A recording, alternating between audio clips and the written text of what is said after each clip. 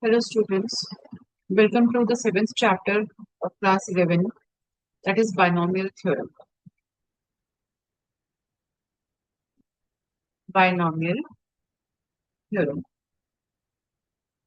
Now what does this word mean, binomial? We had first learned this word when we started algebra in class 6, binomial, an expression with two terms, right?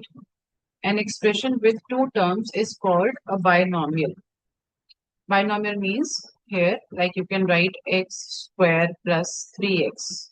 This expression has got exactly two terms. So it is a binomial, right? Or it may be 2 minus 3x. This is also a binomial. X to the power 21 minus 1. This is also a binomial. Now here in this chapter, we are going to learn about binomial theorem and the expansion of binomial expressions. Let me start here. So just before even coming to that theorem, I would like to see and observe a pattern here, right? Like if you have, you can write a plus b raised to the power 0. Any number raised to the power 0, whether it is a binomial, trinomial, any expression, it is only 1. Next we have, okay, a plus b raised to the power 1. That is nothing but a plus b, right? And then we have a plus b raised to the power 2. The expression inside the bracket is a binomial, right? This is a square plus 2ab plus b square. Then it comes to a plus b whole cube. This is nothing but a cube plus 3a square b plus 3ab square. And then we have b cube, right? Similarly, if you want to find the value of a plus b to the power 4, you haven't learned this formula, but you can easily do a plus b times a plus b whole cube. So the value that you will get here will be a to the power 4, 4a cube b plus 6a square b square, 4ab cube, and finally we have b4, right? Got it? These are the values that you get when you expand this binomial expression with different powers. Here are few things that you have to observe, right? See, when the index means the power, exponent, that is also called index. When the index of the binomial is 0, right, then what is the coefficient? What is the coefficient of the expansion? Like here we have only one number and the coefficient is 1. When we have index 1, power is 1, right? What is the coefficient? Coefficient means we can, coefficients of a and b respectively, or the first term and the second term. They can be x and a or whatever. So we have to write like in the same order. The coefficients are 1 and 1, right? Now here the index is 2. So you can see the coefficient is 1, 2, and then 1. Coefficient means numerical coefficient. So it is 1, 2, and 1. When the index is 3, it is 1, 3, 3, 1. 1, 3, 3, 1. And finally, when it is 4, this one here, this is 4a b cube plus a to the power 4. So you can see 1, 4, 6, 4, 1. So index is 4. It is 1, 4, 6, 4, and then 1. Right? The very first observation is you check the index here. When index is 0, when n is 0, right? Number of terms is 1. So I'm making a relationship between the index and number of terms first. When the index is 0, number of terms is 1. When n is 1, number of terms is 2. When n is 2, then number of terms is 3. When n is 3, number of terms 1, 2, 3, 4. Right? When n is 4, number of terms is 5. So when we observe this pattern, number of terms is 1 more than the index of the binomial expansion. Right? If we have index n, when index is n, the number of terms in the expansion is n plus 1. Right? This is the very first observation. We will come to this later, why it is 1 more. Right? This is the first observation. The next thing I want to show you is, now come to this thing. When index is, let's put a line here. When index is 0, coefficient is 1. When index is 1, coefficients are 1 and 1 for both the terms. Coefficient means the number before this variable part, that is coefficient. When it is 2, it is, see, 1, first and last are always 1, 1 in all the things. I told you to make some observations, 1 and 1. For the, even this is 2, then the boundary element, the first and the last is 1, but in the middle, you get the sum of these 2. 1 plus 1, 2. Here also when n is 3, first is 1, then you take the sum of these 2, 3, these 2, 3, and then finally is 1. When index is 1, you take the sum of this 3 plus 1, 4, 3 plus 3, 6, 3 plus 1, 4, and finally we have. This is nothing but this kind of triangle is called Pascal's triangle. Right? So the coefficient of binomial expression, coefficients of binomial expression form a pattern which is called Pascal's triangle. Right? Now this thing can also be related to another expression. How can we say that? Like we have learned the formula for combinations in chapter PNC, permutations and combinations. NCR, right? The formula for NCR. It is given as n factorial by r factorial n minus r factorial. Right?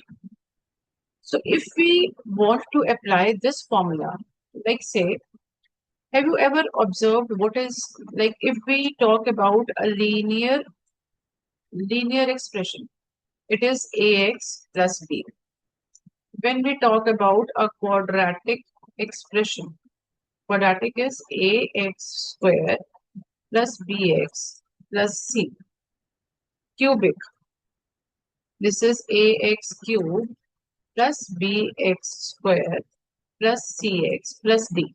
That means whenever we talk about a standard denotation of a polynomial, the values of x, the variable involved in the expression, it starts from the highest power, that is the degree of the expression, and goes till 0. In linear, the degree is 1. Degree is 1. So the highest power of x is 1. So we take some coefficient of x, add it to some constant where x to the power is 0. Okay, right? In quadratic, the degree is 2. Degree is 2. So we start with power 2, then 1, then 0. Now, any of these terms can be 0, but the standard denotation is we have to keep on decreasing the power of x, starting with the highest, going to the 0. In cubic, 3, 2, 1, 0. Right? So, this is the standard behavior of an expression, a polynomial or a function, in which if it is a binomial, or then what happens? The degree of one variable keeps on decreasing from highest to 1, and the other one starts from 0 and keeps on increasing till it gets n, right? So this is the standard behavior. Now let us say we have a binomial expression x plus a raised to the power n. Now we had taken 4 examples with power 0, 1, 2, 3, 4. We had a pattern among the coefficients of the expansion.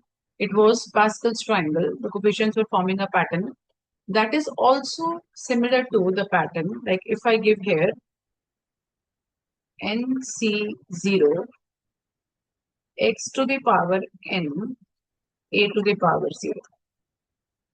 I'm starting with the highest. Let x be the variable and a be any constant. So if I open this a binomial with power n, I start with 0 first, right? In that case, see, if we start with a to the power n and x to the power 0, we can do that too. It is the same thing, but the answer will come in the reverse order. We can start with this also. Like here, we will have only constant term, then powers of x will keep on increasing, and powers of a will come to the 0 at the end. So the answer will be same, the order will be reversed. That's it. Now here x to the power n, I keep on decreasing x to the power and increasing the power of a. 1. This is r, NCR. Whatever the power of r is, keep it at one thing. If you keep this r at x to the power r, then a becomes n minus r. Right? This is n2. X to the power n minus 2, a to the power 2. N3, x to the power n minus 3, a to the power 3. Now I am decreasing powers of x and increasing powers of a. We started with r0. Let's say r is exactly written on a, whatever r is, right? And x to the power is n minus r. So this is 0, n minus 0 is n minus 1, n minus 2, n minus 3, and so on, till we get to the last term of this expansion, which is NCN. NCN, x will have power 0 and a will have the highest power. Right? So this is the expansion of a binomial expression, whatever value n has. Now it can be done in the other way also. The only thing is you will get the same expression in the reverse order, where n being the highest power and at the last term x being the highest power, right? So this is expansion of a binomial expression with power n. And now one more thing, like I told you, since we started with 0, right? Like if we write counting from 1 to 9, we have 9 numbers. But if we start with 0, we have 10 numbers, 10 digits. So since in every expansion, we are starting with value of r from 0 to n. So the number of terms in the expansion of this expression is n plus 1, right? So you can also, mathematically, it can also be written as sigma. Sigma means summation. Summation of the terms of the form NCR. NCR. This sigma represents sum. Sum of discrete terms which are of the form NCR.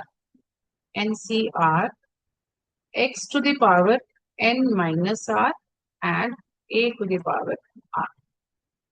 This is the mathematical expression of expansion of a binomial, right?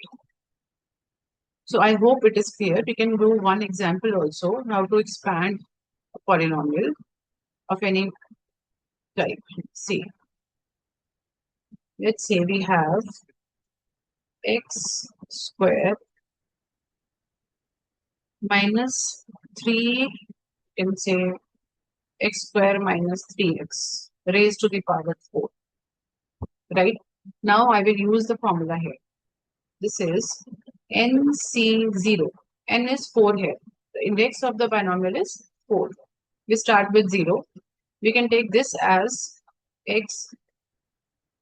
So we have n minus r. 4 minus 0 is 4. And since, see, you have to take care. If the second term of this is negative, you have to consider negative sign also. So expression will be this.